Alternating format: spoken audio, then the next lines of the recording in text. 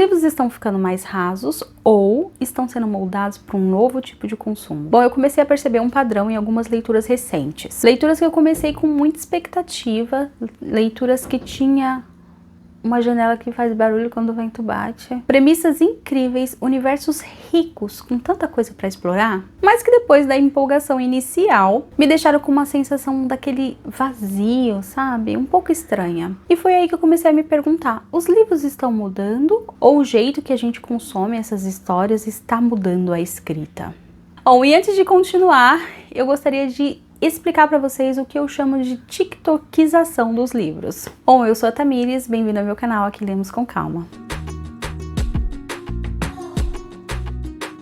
E antes que vocês pensem que eu estou falando dos livros populares ou aqueles livros extremamente comerciais, não é disso que eu estou falando. E sim de uma estrutura que eu ando percebendo nas minhas leituras atuais. E eu estou falando de uma escrita pensada já para uma recompensa imediata, com cenas altamente visuais e facilmente adaptáveis. São aqueles livros que vivem do estímulo constante, revelações sucessivas, mini ganchos no final de cada capítulo, chamado cliffhanger, tensão romântica permanente, o slow burn disfarçado, plot twists em sequência, principalmente no final. Se não tiver uns 5 plot twists, já não é bom o suficiente. Urgência o tempo inteiro e pouca pausa para o leitor respirar e, quem sabe, pensar. Aí a gente fica preso naquele famoso só mais um capítulo, porque você precisa de respostas, você precisa saber, você não pode abandonar aquela leitura agora, porque acabou mais um capítulo e você tá com mais dúvida do que o capítulo anterior. Você tem que saber, você tem que continuar. E isso não é automaticamente ruim, é bom. O problema é quando o gancho substitui a construção. E como estudo de caso, eu vou trazer um livro bem famosinho, que é Quarta Asa, da Rebecca Yarros. Bom, eu li recentemente esse livro, eu estava bem reticente em fazer essa leitura, porque eu já tinha ouvido falar muita coisa sobre esse livro. Que ele parecia um retalho de outras histórias de fantasia, que tinha muitas cenas hot. E por incrível que pareça, a maior polêmica desse livro foi o preço que ele chegou aqui no Brasil no período de lançamento, em uma edição de capa dura, custando aí os seus R$180. Mas quando iniciei essa leitura, logo vi que o livro ter sido caro era de longe o menor dos seus problemas. No primeiro capítulo, a impressão que eu tive é que o meu cérebro estava pifando. Juro. Eu lia e era tanta informação chegando ao mesmo tempo que até vertigem eu senti.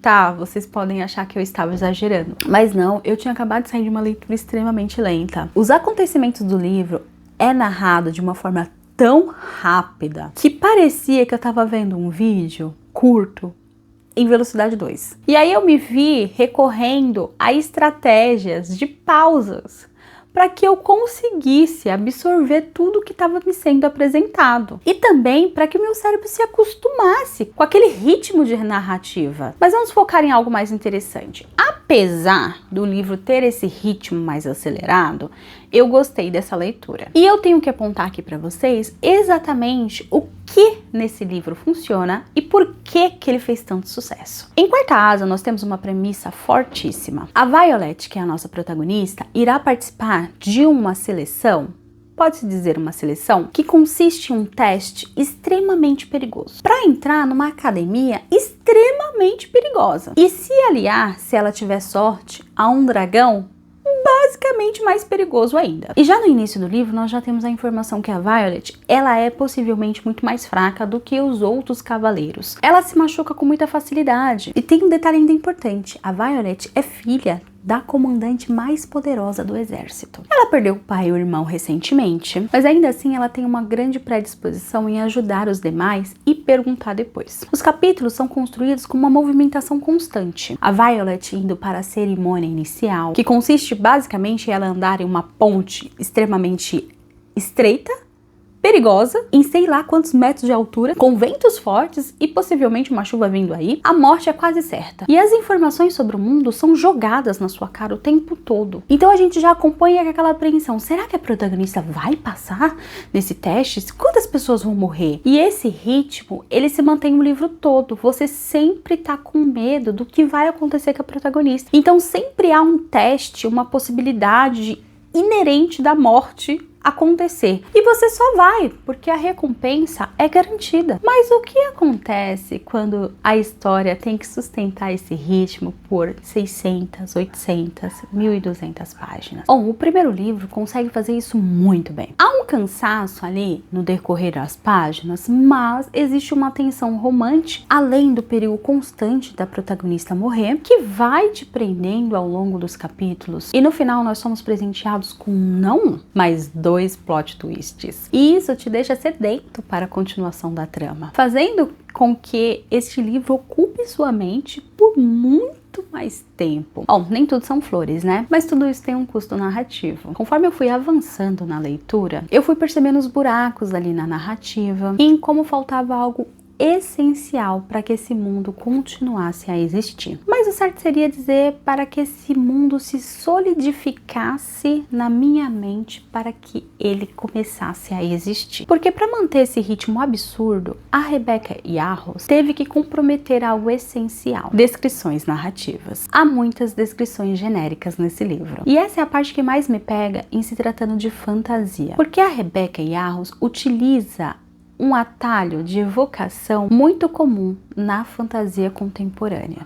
Não só na fantasia contemporânea, acho que em quase todos os livros contemporâneos, ultimamente. O livro ele já parte do princípio de que você já consumiu Harry Potter, Games of Thrones, Jogos Vorazes, Divergente, Nárnia. Então, ele terceiriza toda essa construção visual do cenário. Existem corredores de pedras, construções de pedras, castelos, prédios, algumas decorações aqui e ali, mas pouca coisa realmente individualiza todo esse espaço e essas construções. E claro, enquanto isso, seu cérebro trabalha. O meu vivia puxando imagens dos meus bancos de dados, de fantasias que eu já tinha consumido. E muitas vezes, durante quase todo o período do tempo da leitura desse livro, eu me lembrava de construções da era medieval e principalmente daquele filme, Coração de Dragão, o que infelizmente denuncia a minha idade. A geografia desse livro, pelo amor de Deus, é extremamente limitada. Nesse mundo existe uma barreira mágica que protege fortes estratégicos. E esses fortes são extremamente importantes para manter aquele território funcionando. Mas o problema é que eu nunca entendia muito bem esses espaços. A forma como a Rebecca narra esses espaços parecia que eles estavam no meio do nada. E como muitas das cenas de ação acontecem ali, isso criava uma sensação de vazio espacial. Eu sabia que aqueles locais eram importantes, mas raramente conseguia imaginar onde exatamente aqueles locais existiam ou como aquele território se reorganizava dentro do próprio mundo, e a ambientação sensorial igualmente limitada. E aqui talvez seja a maior falha do livro, porque de sensorial Rebecca sabe narrar, porque nas cenas de Hot existe uma sensação sensorial muito bem descrita. Então você percebe que é uma escolha narrativa, pois ela sabe narrar, ela sabe fazer essa descrição e ela sabe passar essa sensação para o leitor. Mas e o restante? Ela não se dá o trabalho, somente nas cenas hot. Nas demais, não, meus amigos. Então é dito que a Violet está com fome, com sede, com frio, com cansaço, que ela sempre sente dor. Ela tem limitações físicas importantes, uma questão lá dos ligamentos dela, um corpo que deveria impor obstáculos reais na sobrevivência da protagonista. Só que, sinceramente, o ritmo engole tudo isso. A autora dizia que a Violet estava com dor, mas dificilmente eu sentia essa dor. Então é aí que surge o problema. Quando o ritmo é rápido demais e tudo precisa continuar em movimento, até a experiência física do personagem perde peso. O leitor entende racionalmente que ela deveria estar sentindo dor, frio, cansaço, mas nem sempre consegue viver isso junto com o personagem. Na questão de mundo explicado não é necessariamente mundo vivido. O livro explica bastante coisa. Existem regras, histórias e conflitos políticos. Toda uma estrutura militar funcionando naquele universo. Informação existe, mas aí o problema acontece que a Violet vive nesse mundo, mas o nosso acesso a ele acaba ficando limitado somente a espaços fechados, salas, corredores, bibliotecas, própria academia, Até quando a personagem precisa fazer os voos com os dragões, muitos desses voos não são narrados. Todo o ambiente é dentro ali da própria academia militar, que também não é narrada de um todo pra gente. Como eu disse, há narrativas dos corredores, de pedras, algumas esculturas, mas a gente não tem essa sensação de que a protagonista realmente está explorando esse local, não há atmosfera. Então eu recebia todas essas informações desse universo, mas não tinha a sensação de que eu estava habitando. E para mim, isso era uma consequência direta do ritmo acelerado do livro, porque a narrativa precisava correr o tempo todo. Aí muita coisa ia ficando pelo caminho, inclusive as próprias relações interpessoais que são aceleradas para se manter esse ritmo. Aí precisa manter aquela emoção, aquela tensão para prender o leitor para o próximo capítulo e para a próxima recompensa. Então foi aqui que eu comecei a perceber esse desconforto com essas leituras recentes. Não porque elas sejam ruins, fáceis ou populares demais. Esse nunca foi o problema. O problema é quando a narrativa passa a existir para recompensa, e uma recompensa constante. Porque livros como Quarta Asa, eles funcionam, eles te prendem, te emocionam e faz a gente virar uma página atrás da outra. A recompensa é real, mas ela também tem um custo. E para manter todo esse ritmo, a construção de todo o universo vai perdendo força, porque ela não é o foco. O mundo fica menos vivido, as relações ficam bem mais aceleradas, a ambientação enfraquece ou nem existe. A experiência deixa de ser em habitar uma história para tornar principalmente em consumir uma história e continuar consumindo-a. E talvez seja por isso que eu comecei a me perguntar: os livros estão ficando mais rasos ou estão sendo moldados para um novo tipo de atenção? E aqui eu preciso ser justa com a Rebecca Yarros, porque sinceramente eu não acho que ela esteja errada em escrever dessa forma. Na verdade, talvez seja exatamente esse o ponto, porque eu já senti essa mesma estrutura em outros livros, como Cidade de Lua Crescente, Assistente do Vilão, de Sangue Cinza. Todos eles me provocaram as mesmas sensações.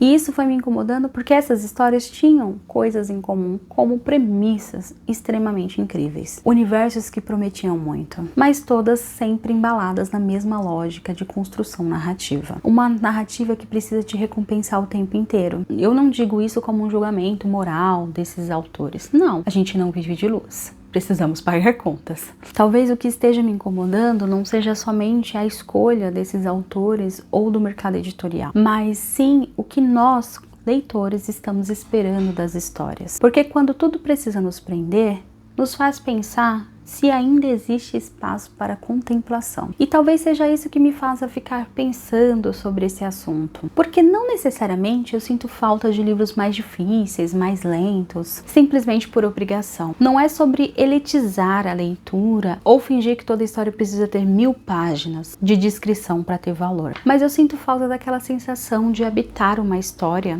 de desacelerar dentro de um mundo, de encontrar narrativas que não tenham medo de silêncio, da construção e da permanência. E talvez seja aí que justamente o assunto me pegue tanto, porque desacelerar hoje parece até um ato de resistência. Construir um ritmo que vá na direção contrária do que o mundo exige hoje parece nadar contra a corrente. E eu não tenho uma solução prática para isso, talvez porque não seja um problema simples. E sinceramente eu acho que essa conversa é um pouco maior do que literatura. É um problema mais cultural e da nossa própria geração e das gerações futuras. Mas o foco aqui é literatura, então o que tudo isso me deixa um pouco reflexiva sobre as histórias que nós iremos receber nos próximos anos. Mas eu ainda tenho esperança. Esperança de que ainda existem muitos autores que não estão ocupando aí o lugar do hype ou da viralização, mas que ainda estejam escolhendo construir antes de acelerar. As histórias, elas não existem apenas para nos fazer consumir e continuar consumindo, mas para nos fazer permanecer. Porque talvez os livros não estejam realmente ficando mais rasos. Talvez eles estejam somente refletindo a mesma urgência que o mundo exige da gente. E aí volta a pergunta: os livros estão mudando ou o jeito que a gente consome está mudando a escrita? E é isso, meus amigos. Vejo vocês no próximo vídeo. Tchau, tchau!